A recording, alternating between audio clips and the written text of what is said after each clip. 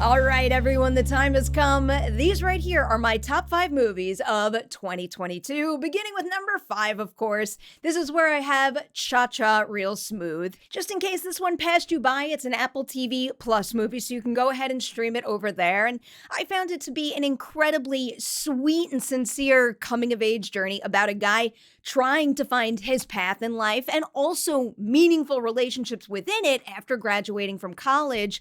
It is a movie with a massive heart and a significant amount of cast chemistry. The thing that I love most about Cha-Cha Real Smooth, though, is how it kind of upends the traditional idea of what it means to find a soulmate in life.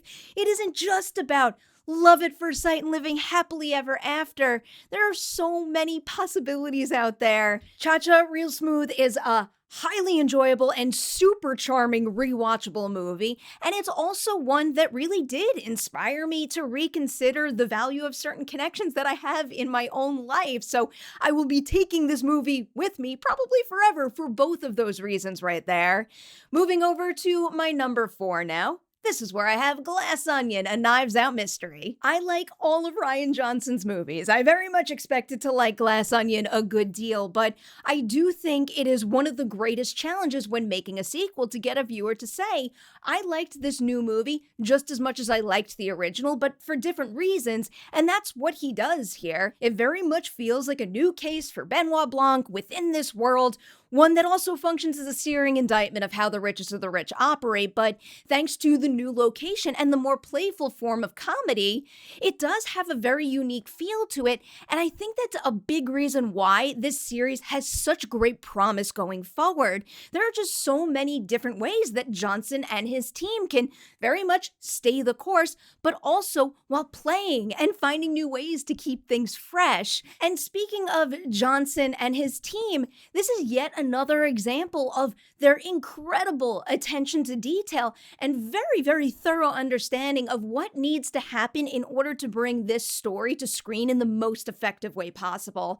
Johnson's the kind of filmmaker who likes to keep his behind-the-scenes team together going from film to film, and I really don't blame him. They're not only hugely talented individuals, but they're also creators who clearly know how to bring out the most in each other's work as well, and I really think that quality of this team shows big time in this movie.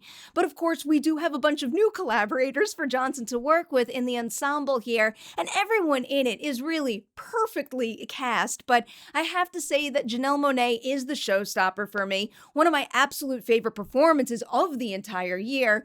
Also, with one scene that happens to be a favorite of the year, maybe it involves a little bit of hot sauce.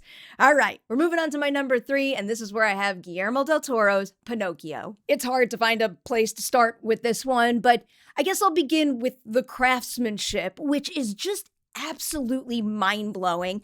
I am often in awe of the time, the care, the artistry that goes into making a stop-motion animation film, but this one really does feel like it's taken that technique to a whole nother level. The detail in the production design, the layers to every single frame, the wildly impressive sound design, the expressivity of the characters, and the amount of access the viewer gets to their thought processes and their emotions.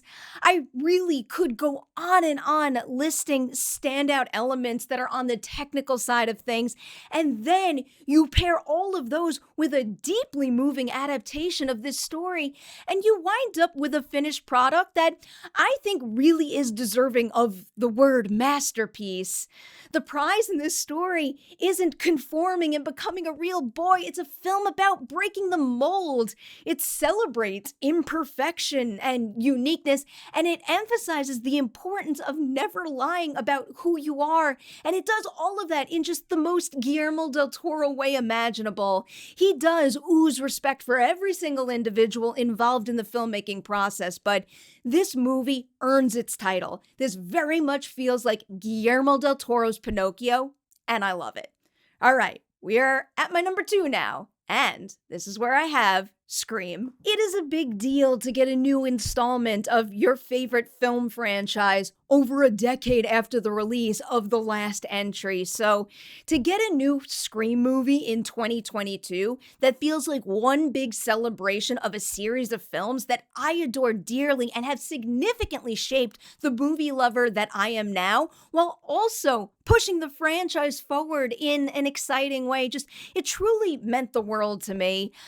I've really never had an experience where it felt like everything around me just melted away and a movie character was talking directly to me, quite like the Mindy speech in this movie. It is another favorite scene of 2022 for me. Radio Silence and the rest of the team behind this new Scream movie, they feel to me like they just get it. It's got that brilliant blend of terror and playfulness. The genre commentary is just spot on. There's a cheekiness to it, but the movie also feels like it's radiating respect for the Scream franchise and also horror in general. The set pieces are so on point.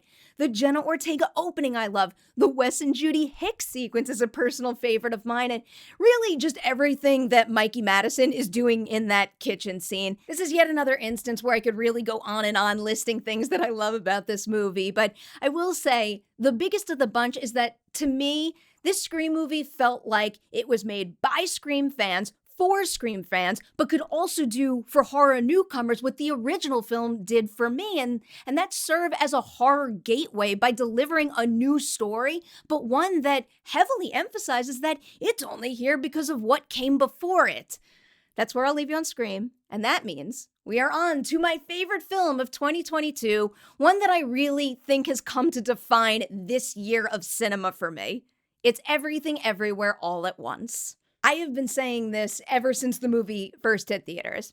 How does this movie even exist? And I dream of feeling the need to ask that question more and more often. I really do dream of seeing more movies where my brain cannot compute how two individuals had the creative capacity and ability to whip up such a wildly unique story, to tackle such deeply relatable core human truths and challenges, and then also have the vision, the work ethic, the ability to maximize resources, and the leadership skills necessary to bring all of that to screen. There has never been a movie like Everything Everywhere All at Once. I never could have imagined that I'd ever see anything like Everything Everywhere All at Once.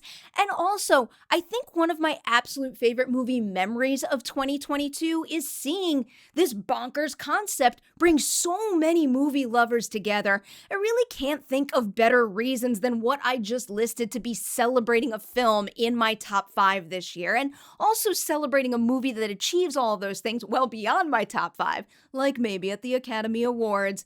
The ensemble here is staggeringly good. The stunt work and overall design of the fight sequences are hypnotically stunning, and of course pair perfectly well with this wild core concept. And when it comes to exploring the multiverse, the Daniels just keep raising the bar and hitting fresh and meaningful concepts with every new corner of it that they explore. You hit a point in the movie when you think you've seen it all? Well, just wait for the next scene. It's really just all around brilliance here. I really look forward to championing and celebrating Everything Everywhere All at Once over the next couple of weeks and months, but I also am beyond thrilled and truly grateful for the fact that I know whenever I think back to movies in 2022, this one will undoubtedly be the first one that comes to mind. All right, there it is. My favorite films of 2022, the 2022 releases that I love the most. I do not care what the review consensus is on them or if they're not flawless on whatever standards you use to judge films. These are my favorites, and they're the films that moved me the most in 2022 for a whole variety of reasons there.